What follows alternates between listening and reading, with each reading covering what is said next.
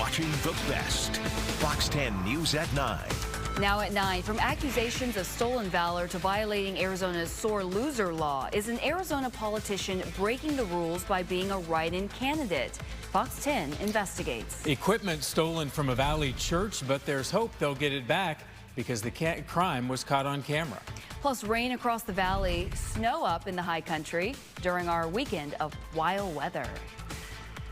But first, a bad crash is tying up traffic tonight. This is near the Loop 202 near Lower Buckeye Road. DPS tells us there were injuries in the multi-car collision, but at this hour, it's unclear how many people were hurt. These are live pictures of the scene from an ADOT camera. Some of the lanes on the northbound 202 are shut down tonight during the initial investigation and cleanup. We will bring you an update as soon as we learn more.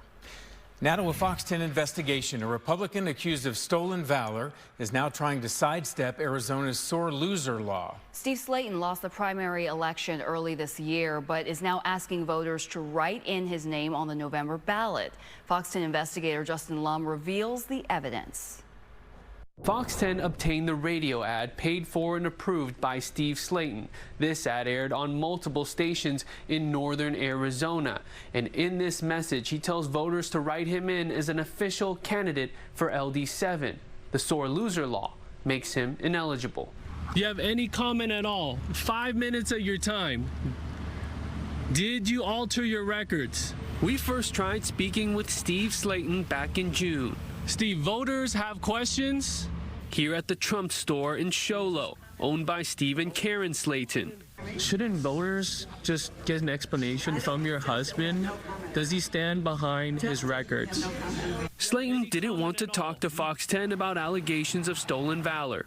The Navajo County GOP discovered Slayton provided an altered DD-214, claiming combat veteran status and showing qualifications and awards he never earned.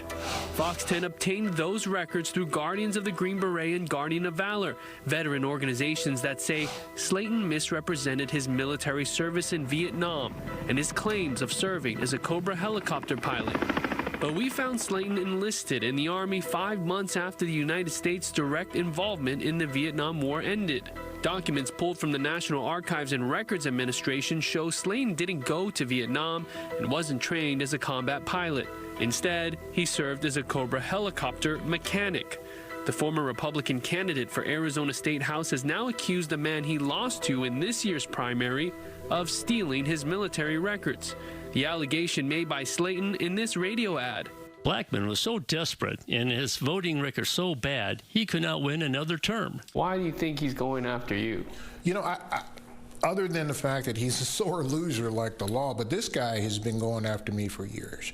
So I'm not surprised that he is doing this. I am surprised that he is still holding on to this tale that he is a combat veteran from Vietnam. Walt Blackman is the Republican nominee for state rep in Legislative District 7. Another man's voice is used on the ad as well. Do not let Blackman get away with stealing this election. You stole it. That's what, yeah. By 9,000 votes. By 9,000 votes. Yeah, that's what he is saying. I stole the election. In the ad, Slayton does not elaborate on this accusation. Don't you think this type of rhetoric just across the board has to stop? It does. And actually, we see that on a national scale. We see candidates that will just say anything to get some noise or to get some recognition. And the problem with Mr. Slayton is that he thinks he's Mr. Trump. The message at the end of the ad urges the public to vote for Slayton in the general election. Vote on November 5th for Steve Slayton, the write-in candidate for LD7 House. Paid for by the White Mountain Conservatives. I, Steve Slayton, approve this message. According to the Arizona Secretary of State's records, Steve and his wife Karen Slayton are the registered owners for the PAC White Mountain Conservatives. This contract for a rebuttal ad reveals the PAC paid around $2,000 for the spot to run 215 times on White Mountain Radio from October 1st to November 4th, 1 day before the general election. It ran more than a dozen times before getting pulled because Slayton is not an official write-in candidate, per the Secretary of State's office. White Mountain Conservatives also paid KMOG Radio on October 15th to air the ad. It ran just once. K-Mog tells Fox 10, quote, "The Slayton campaign informed us that he was a write-in candidate for LD7 after conducting our own investigation into the eligibility of a candidate who lost in the primary to act as a write-in.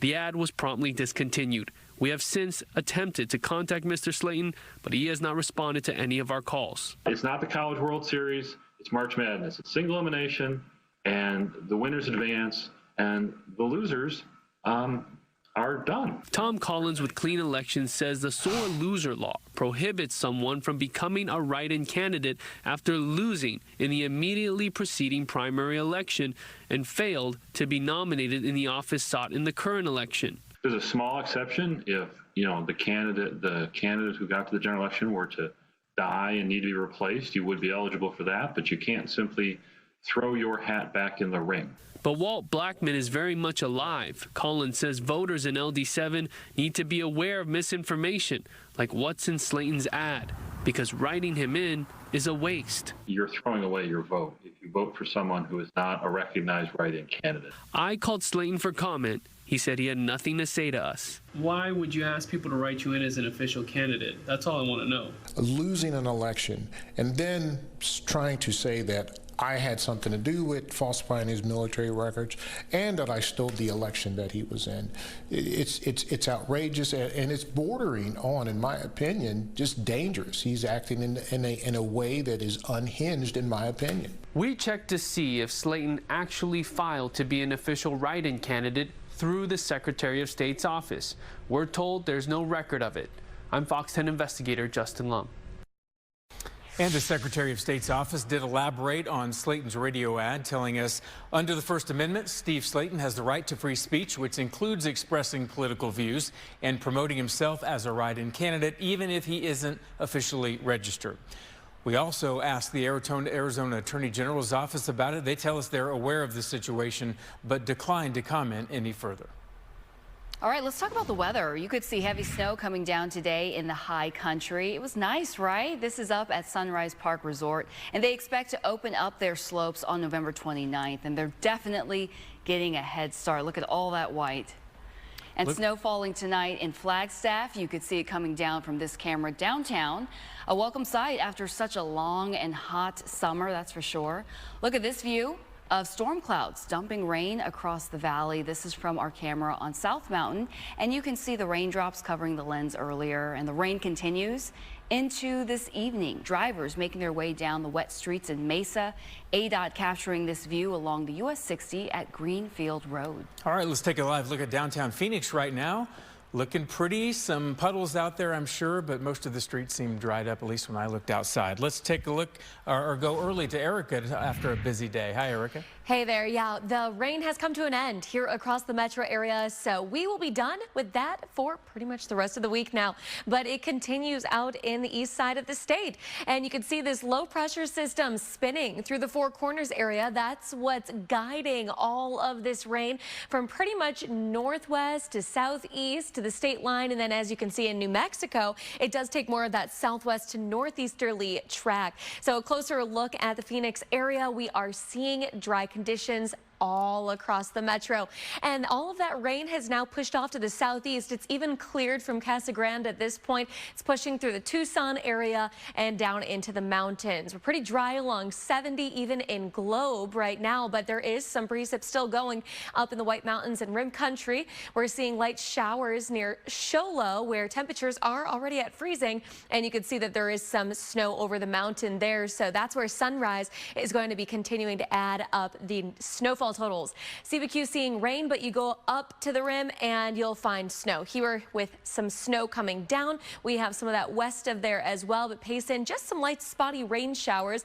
Up along I-40, we have rain in Winslow. It does turn to some light snow as you head closer to Flagstaff, but not a whole lot happening in Flagstaff anymore, and that's going to be coming to an end as we go through the midnight hour. These rain showers continue to push south, and as you can see, not a lot further north from there toward the Grand Canyon or Page. So we are almost done with this. I will be tracking how much snow and rain we're going to see through the rest of the night up around the mountains and what you can expect into this work week coming up.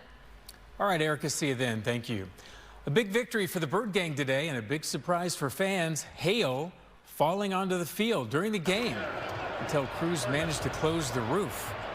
We hear from one couple and their unique story from the game tonight at 9:30. A Valley church is praying for help tonight after its equipment is stolen. It happened last weekend near 75th Avenue and Union Hills Drive. But the congregation may get that help because the crime was caught on camera. Nicole Christine is live with the details. Nicole. Hey, Brian and Ashley. The lead pastor at the Table Church here in Glendale operates outside of Arrowhead Elementary School, and that is where this crime took place. That lead pastor tells me that in total, over $45,000 of property was stolen, and as you mentioned, now they're praying for a miracle, hoping this video will lead to someone getting their equipment returned. Looks like they came and was casing it out on Tuesday night, but then they took it Saturday night around 9:30. Theft from a church in Glendale caught on camera. The night of October 26th, an SUV pulled into the parking lot of the school where the Table Church holds services. The stolen truck and attached trailer then left, with the SUV following. Lead pastor Cody Devers says more than $20,000 of equipment inside the trailer was stolen. All of our chairs, all of our racks, all the furniture that goes in our lobby that we make, put in, for the check-in tables and all that stuff. But the very next morning, the worship went on. It didn't stop us that day. I mean, the church has been through a whole lot worse through the years, and this wasn't going to stop us. So we just pivoted. We set out fold-out tables. The school here has like these roll-out. They make tables, but they can also make benches. So kind of like we had pews. And Devers says his faith helps him find peace while the investigation to find the thieves continues. The message is still Jesus saves. Jesus can even save these thieves. I pray he does. We forgive them. Jesus forgave us. We'll forgive them. But bring our stuff back if you have it. I think that's a good mindset to have. Well, if you have any information regarding the theft of the truck, trailer, and the equipment inside, you can reach out to Glendale Police. Reporting live in Glendale tonight, Nicole Christine, Fox 10 News. Thank you, Nicole.